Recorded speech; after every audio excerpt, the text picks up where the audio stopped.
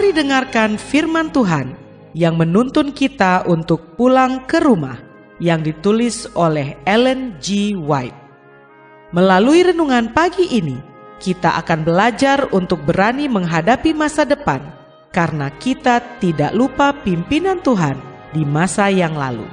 Bersama Pendeta Andre Daimbani, selamat mendengarkan. Shalom, selamat pagi saudaraku. Renungan pagi kita hari ini, 6 April, berjudul Di Jalan Yang Aman. Ayat intinya diambil dari Yohanes 5 ayat 19.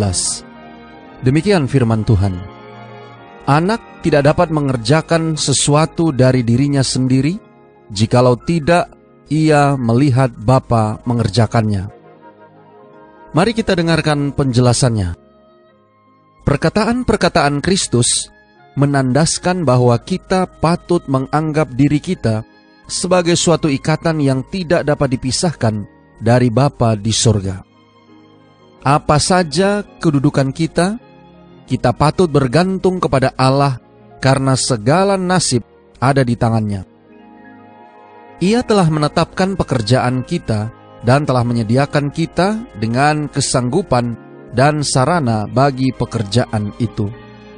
Selama kita menyerahkan kehendak kita kepada Allah dan menaruh harap kepada kekuatan dan hikmat-Nya, kita akan dipimpin ke jalan yang aman untuk menggenapi bagian kita yang telah ditentukan di dalam rencananya yang besar itu.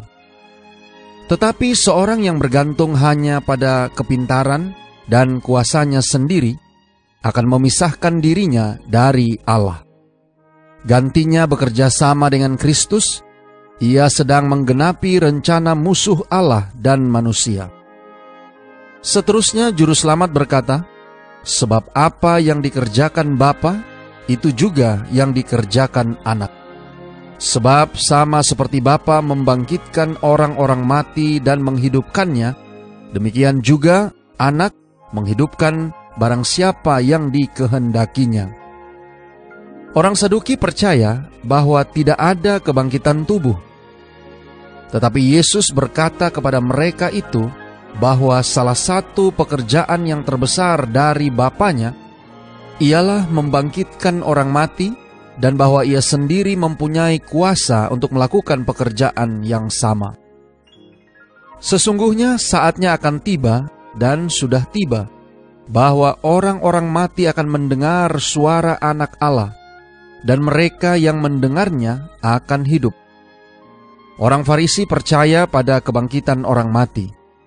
Kristus menyatakan bahwa sampai saat ini, kuasa yang memberikan hidup kepada orang mati berada di antara mereka, dan mereka harus melihat kenyataannya.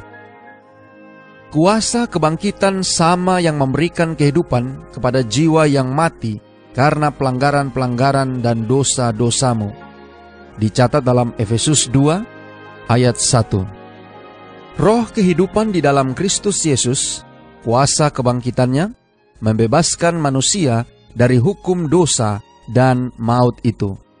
Dicatat dalam Filipi 3 ayat 10 dan Roma 8 ayat 2. Kerajaan kejahatan diruntuhkan, dan melalui iman, jiwa dipelihara dari dosa. Ia yang membuka hatinya bagi Roh Kristus akan mendapat bagian dalam kuasa yang hebat itu, yang akan membangkitkan tubuhnya dari dalam kubur. Saudara-saudara yang kekasih di dalam Tuhan, imam-imam dan penghulu-penghulu telah menganggap diri mereka itu sebagai hakim yang menghakimi pekerjaan Kristus.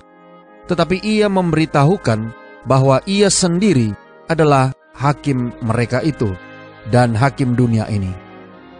Dunia ini telah diserahkan kepada Kristus, dan melalui Dia telah datang segala berkat dari Allah pada umat manusia yang telah jatuh itu.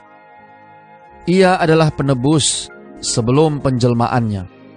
Segera setelah ada dosa, maka telah ada seorang juru selamat. Ia telah memberikan terang dan hidup pada semua manusia, dan sesuai dengan terang yang diberikan itu, masing-masing akan diadili.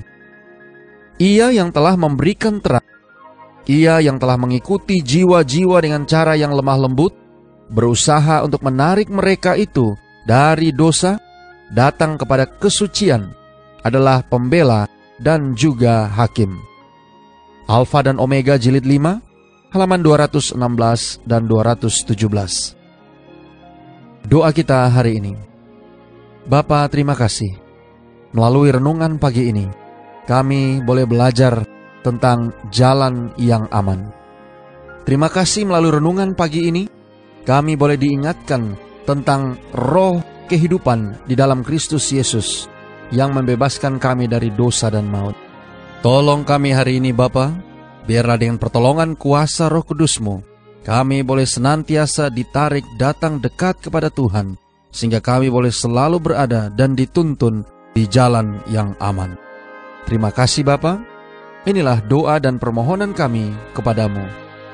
Di dalam nama Yesus kami berdoa. Amin.